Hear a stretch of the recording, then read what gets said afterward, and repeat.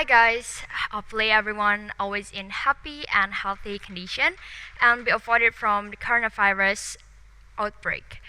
This is me, I'm Sophia Aini as moderator in this episode of podcast. Before we start it, I would like to inform you this is the first work of our segment from OSIS. Now I'm with Mr. Galang. Hello Mr. Galang, how are you? I'm great. How are you? I'm very well too. And he's an alumni from SMANDA 2017, right? Exactly. Yeah. The theme of this podcast is student exchange. I think people who have an interest in student exchange have to listen this podcast carefully. Here I have some question for Mr. Galang to share your experience as a student exchanger. Are you ready, sir? Sure. Okay, first is please introduce yourself. All right. Hello, everyone. It's very nice to see you. So I am Galang Adhitia Mahardika, and currently I am an English teacher, debater, public speaker, and currently I am a college student in Kuningan University. And the reasons why I came here because OSIS SMANDA are inviting me to share perhaps some kind of information or perhaps ideas regarding the student exchange. So I'm very happy to be here and thank you very much for having me.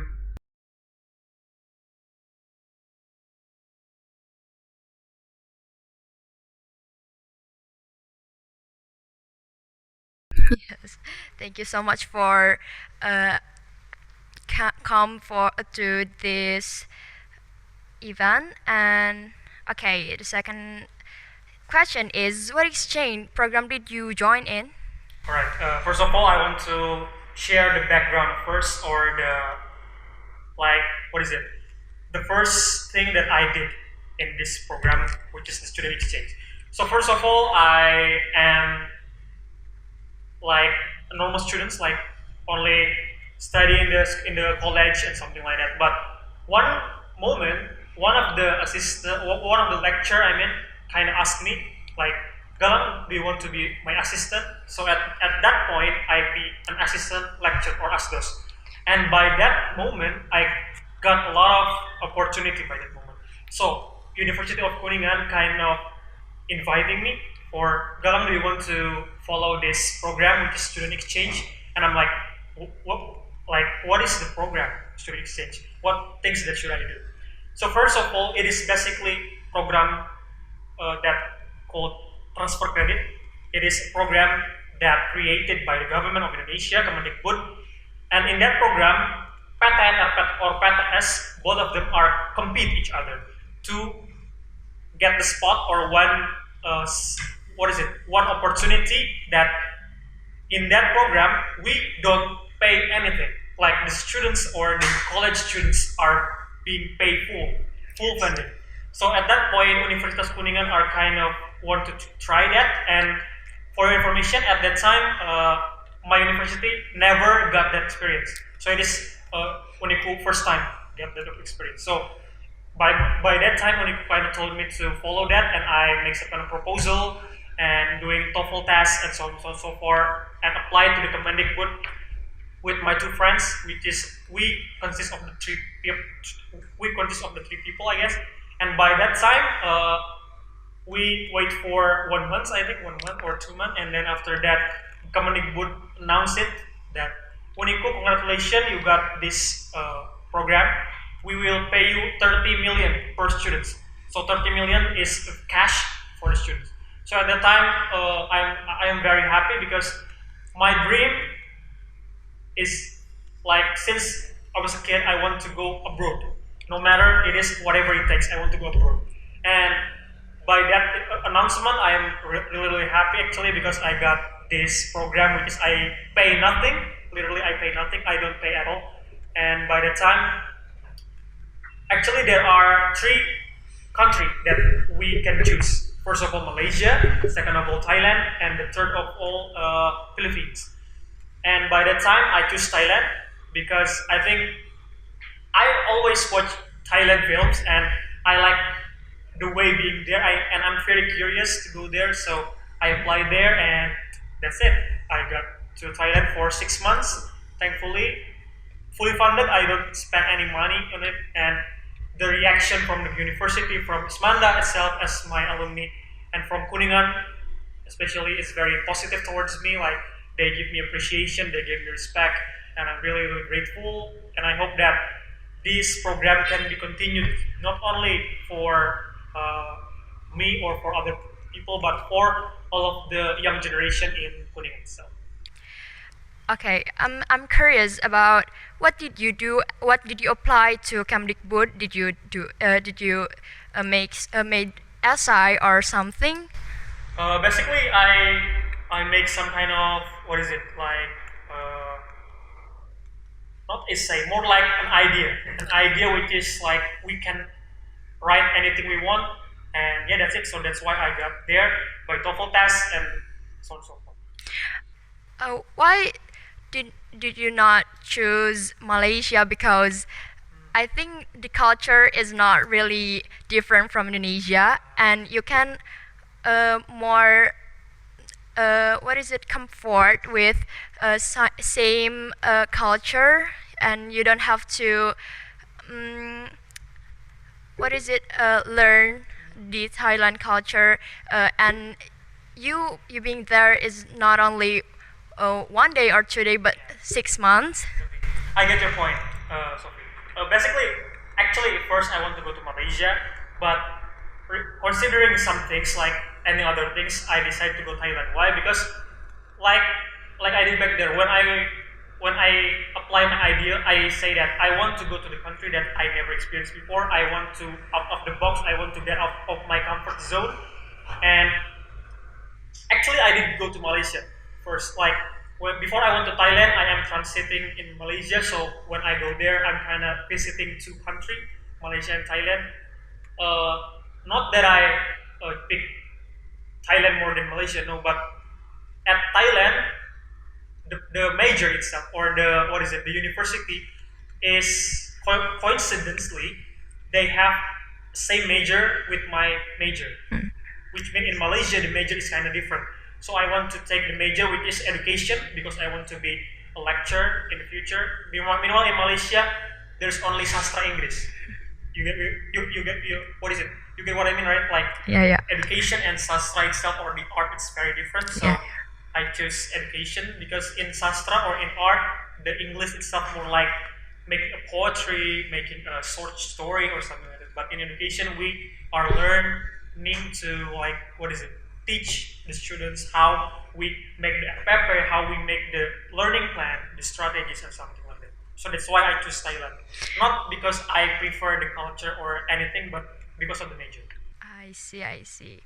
And did you learn Thailand to interact with a native speaker there? Yeah, sure. Can I try it? Sure. It's been a long time since I don't speak in Thailand.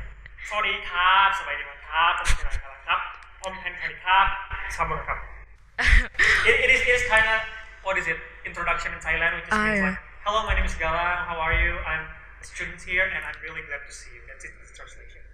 Okay, that's very interesting. So can you try me? Try it to me. สวัสดีครับ สวัสดีครับ This is the different thing. In Thailand, when men speak, they say "sawadee kap" with the p. สวัสดี Meanwhile, the girls "sawadee ka." สวัสดี I see Men and women, it's different pronunciation. I see So can you try it? สวัสดีค่ะ สวัสดีครับ สวัสดีค่ะ สบายดีไหมครับ สวัสดีไหมคะ ผมเชนาย ผมเชนาย Sophie ค่ะ Sophie ค่ะ My name is Sophie. My name is I see. That's very interesting. I not really usually watching Thailand movie. Yeah. So I not really often listening to Thailand pronunciation or You're language. saying like Thailand. It's already in Thailand pronunciation. Oh my god, thank you. Okay, what were the culture shock you felt when you were in Thailand? Okay, culture shock. It is very interesting. For your information, in Thailand, the motorcycle, any kind of motorcycle, have a basket in front of it. I see. Have you seen like in movies or perhaps? Yeah. Because in Thailand, every single motorcycle have a basket in the front. I don't know why, because when I go to the street and go to the market, man and woman have the motorcycle, like whether it's matic, it is like big motorcycle, they have basket in front. I'm kind of confused whether it's like a rules or something, but my friends say that there is no rules for it, but it's kind of culture in there. So when they go to the market, they put the things in the basket, and even men when they perhaps buy food or something, they put it in the basket. So they don't have to bother to use bag or something, they just put it in the basket. That's the first thing. The second one is, in Thailand, they use, what is it? Like in Indonesia, we use wak wak wak. Yeah. Yeah, that's but right. in Thailand, they use 555, number 5. Yeah. Because number 5 means ha. So ha ha ha, 555. When I talk with my lecturer there, like, Miss, and I'm joking with her, and then she say that 555. I'm like, 555. What is the number? What number is it? But they explain me that, Galang, this is our way to laugh or our way to joke. 555. And I'm responding by wak wak wak. And they confused. What is wak wak? And I'm explaining to them that wak wak wak in Indonesia, I don't know where is it come from, but it is the way we interact with other people. Like we do it all the time. Wak wak wak. And by doing that, we can some kind of sharing the culture itself. By doing it, it's simple things, but when we think about it, how our world is very unique. In Indonesia, wak wak wak. In Thailand, 555. In US, LOL, lol, Yeah. and a lot of things. So that's the simple thing that I think it's very unique from our society. Yeah. Diversity is unique. Yeah, that's right. That's really one of interesting thing, of course. And what is the saddest experience when you were there? Saddest? Yeah, saddest. Basically, the saddest thing is, as you know that I spent there for 6 months, right? It is a long time. It is a half year. Like, I go there from July, I think July, the beginning of the end of July. I'm sorry, the end of July, and I go back in December. So it's kind of 6 months more or less. And the saddest thing is, at first, I'm really sad that I have to separate with my family, with my friends in Indonesia, because I cannot speak Sundanese. Like, bro, mana? In there, I don't have Sundanese friend. I cannot like speak Sundanese at all in there. So I'm very sad that I cannot speak Sundanese like I used to in here. And I going really, really far from my family for the first time, because it is not only different country and different city. I mean, it's different country. But the end of the program, when I finish my program, the saddest thing is when I farewell with my friends in Thailand, because as you know that in Thailand itself, I am entering the international school. So it means my classmate is not only from Thailand but also from another country like Germany, US, Africa, and then there's from Malaysia, Philippines, and so on and so forth. So I spent a lot of times with them, like going to the beach, going around Thailand or something like that. And I have to farewell with them, and they are really, really kind. They bought me some kind of present. All of them. It's very touching for me. And I remember when I went to the airport, I'm crying because I have to separate with my friend in Thailand itself. But thankfully in there I have 3 Indonesian friends. So I go there with 3 Indonesian friends. So the total is 4. Me from Kuningan, and then the second one is from Bangka Belitung. The third one is from Yogyakarta, and the last one is from Kediri. So 4 of us are going to Thailand, and we can like somehow when we have our own native friends, like Indonesian friends, we are kind of have a good feeling, right? So, but all of them are girls. Only me, which is the man. So I have to lead them, some kind of leader to them. When they are not, washing their clothes, I have to take them to the laundry or something like that. So that's why I'm kind of leader figure for them in there. So yeah, the saddest thing is, in the first I have to be separate from my friend and family in here in Kuningan in Indonesia. But on the last period, I am sad because I cannot meet my friend in Thailand itself, in Hatia. That's it. The saddest. Do you still communicating with your abroad friends until now? Yes, of course. Because when I go there, my mindset is like this. Galang, you don't just study there, but you have to make connection, make the network. Because connection and network make us easier in life itself. So I am trying to make connection with every single person in there, from Chinese, from US, and from anything. So I am always keep in touch with them. For example, like Mark from Germany, I always keep in touch with him. And also my friend in China, when COVID was outbreak in the first time, he kind of sharing to me like the corona situation in China or something like that. And by doing that, once I was invited in their conference in via Zoom meeting, so I think that is the example when we make connection to them, not just only we passing by our life. No, like for example now Sophie and a lot of people in SMANDA, I am really advising you guys that to make connection with all of the people, even though it is the people that we will not care about. For example, in my university itself, there is like in here like security man.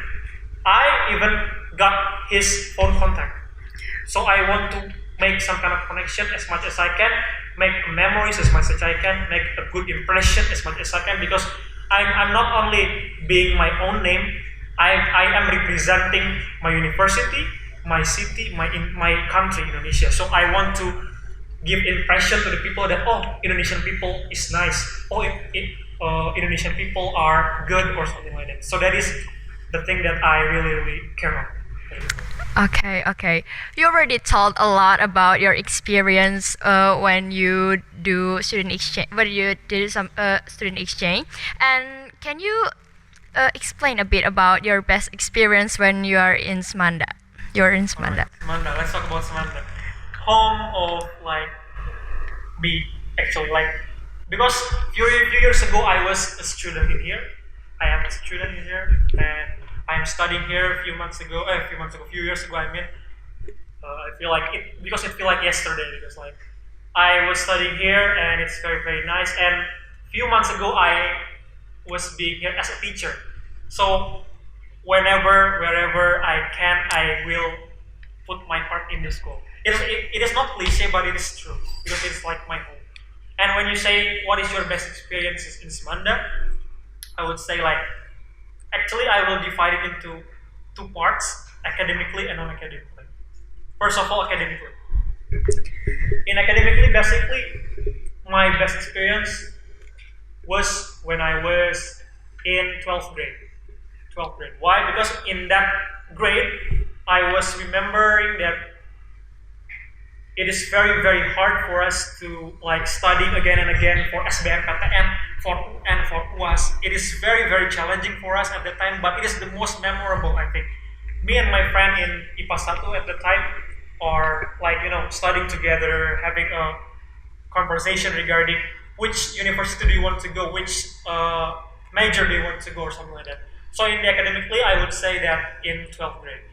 And in non-academically, because I was OSIS at the time and I was SMANDA Journal, and in OSIS itself, in Segment 10 with my friends, I was really got a lot of opportunity and a lot of experience, because it was very fun.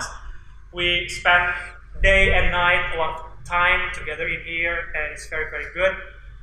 And in SMANDA Journal itself, for information, at that time, SMANDA Journal was not having any formal name and any logo. So at that time, in 2017 period, in me and my friend period, we was thinking of make some kind of name and logo for SMANDA Journal, and we made it to SMANDA School, and we created a logo. And thankfully that logo and name was used until now, right? So it is very like honor for us, and because it is our legacy that will keep going until we are 70 or something, for our children, for our grandchildren, SMANDA. And the last thing in SMANDA in here is, I don't know why, like Sophie, seriously, the teacher in here are very supportive towards me. Like, no matter I was in SMANDA or I was in Untuk, the teacher always supportive towards me. I believe that the teacher in SMANDA are one of the best, because they always like giving me advice, always contacting me whenever they can, and always make this school like better by the structure or the what is it, the academically or something like that. So I think that is the best thing in Smanda that, in my opinion, that happened. Okay, thank you. Um, okay, what is? Can you share tips and tricks for the audience here, which is a high school student who want to do student exchange? Student exchange, okay. Basically, first of all, that I am telling you guys is first thing first is it's coming from yourself first. In Indonesia, there is a phrase like semua berawal dari niat, semua berawal dari kemauan. So that is the thing that I really put into my heart that before we think about the future, we have to coming from ourselves first. Like whether we want this or not, whether we will be ready for this or not. So first of all, start from yourself. Make it as your principle. Make it as your mindset to the future. First of all, again. Second of all, sometimes you guys wondering, what is my passion? What is my passion? Because everyone keep telling, ikutin aja passion dulu, follow your passion or something like that. But sometimes people are confusing like, what is exactly my passion, right? Perhaps some people feel that way. Yes, that's really true. What I did is, I listened this very amazing quotes from my teacher like this. Daripada kamu fokus ke positifnya dari jurusan atau prospek kerjanya, mendingan kamu fokus ke hal-hal yang tidak kamu sukainya dulu, apakah kamu bisa mentoleransinya atau enggak. That is the quotes. For example like this, if you want to choose major in university, rather than we think about the positive like what is the perspective, job perspective or something, we think about the minus thing. For example, whether we can tolerate it or not. That's it. Because people keep tending focusing on positive things, and the minus thing people are what is it like getting away with it. But what I want to deliver is like we have to focus on the minus thing first, because in college it is very hard, it is very tough. So we have to think about what are exactly the minus things in here. Do I can do it or not? Do I can handle this or not in my major in university? So not only thinking about the pride or the what this major is A in accreditation. I mean, not only thinking about it, but thinking about whether we can handle it or not. That is the second thing. And the third one is when we want to get student, or what is not studying, like when we want to have experience in abroad, we have to master in English. That is the vital point, and there is no excuse for that. If you want to say like I want to go abroad, but I don't want to speak English or something, you cannot do it in this very cruel world or very cruel competition. Let's say we have to speak in English. Like it is a must, because in MEA in 4.0 era, it is a very must. So I think that if you got confidence in speaking in English and you pass the third phase, you are on. And the last phase that I want to share with you is searching for the opportunity. That is the thing. What I mean is like sometimes we are waiting for the ball rather than we reaching for the ball. So my last sentence will be like this: find your moment, do your best, and let God do the rest. That's it. That's kind of wonderful motivation. And what is there any advice to us as a high school student who are going to preparing to our college? Yeah. What are the advice for the students which they want to go to the college? Yeah. So basically, this is the time you have to enjoy yourself. That's the serious thing. In SMA or in senior high school, we have to enjoy ourselves as much as we can. Because in college it will be hard, it will be tough, it will be in the jungle. I'm serious, because when I was in SMANDA, I was thinking like this is the hardest part of my life. Like I have to learn 24/7, I have to go private class or something like that. But when I go to college, I feel like in senior high school it's not that bad. It's very fun. We can hang out with friends and just thinking about studying, not the life or the paper or the project in college or something like that. So first of all, you have to enjoy yourself. You can enjoy it by watching TV series, drama. You can, if people who watch anime, you can watch anime. Okay, I will say this in this occasion also. Sometimes people are keep prejudice, like prejudice or stereotyping people. Like, for example, people who like indie music, they will say like, lu senja anak senja banget lu, something like that.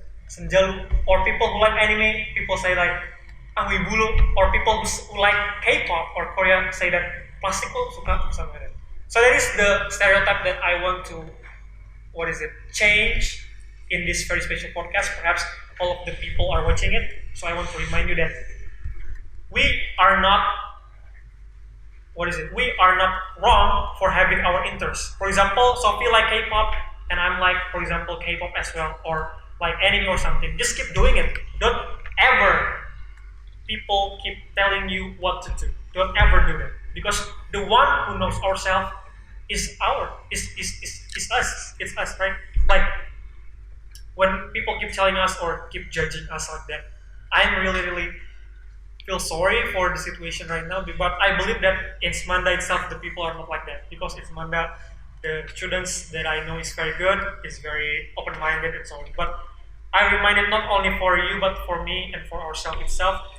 In the interest or your hobby, keep doing it. No matter what people say, keep doing it for your happiness first. That is the thing. And the second one is beside happiness for the senior high school student, I want some kind of remind you that this is the start of your life. This is only the beginning.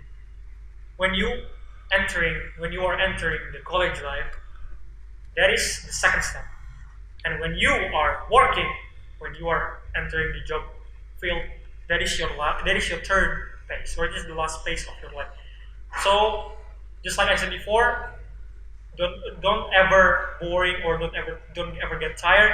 Find your moment first, and always do the best. And after we doing that, let God do the rest. Because no matter what we do, no matter what we think, God is always the one who make the choice, who got the choice, and who got the best option for us.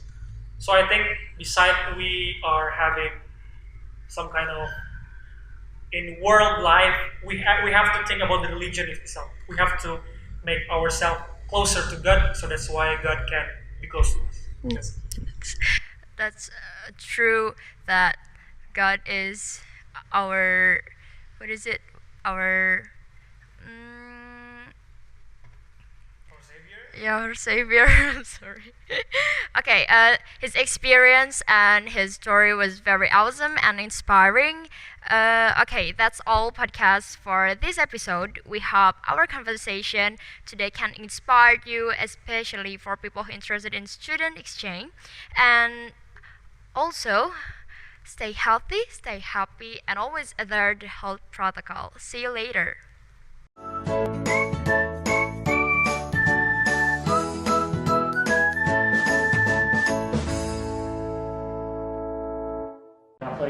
Udah mulai. Udah record. Nah. Itu udah record. Ini? Ya. Udah? Mulai. Yuk, oke, bentar. Yuk. Oke, 5. Udah siap? 5, 4, 3, 2, 1. And come. Wow!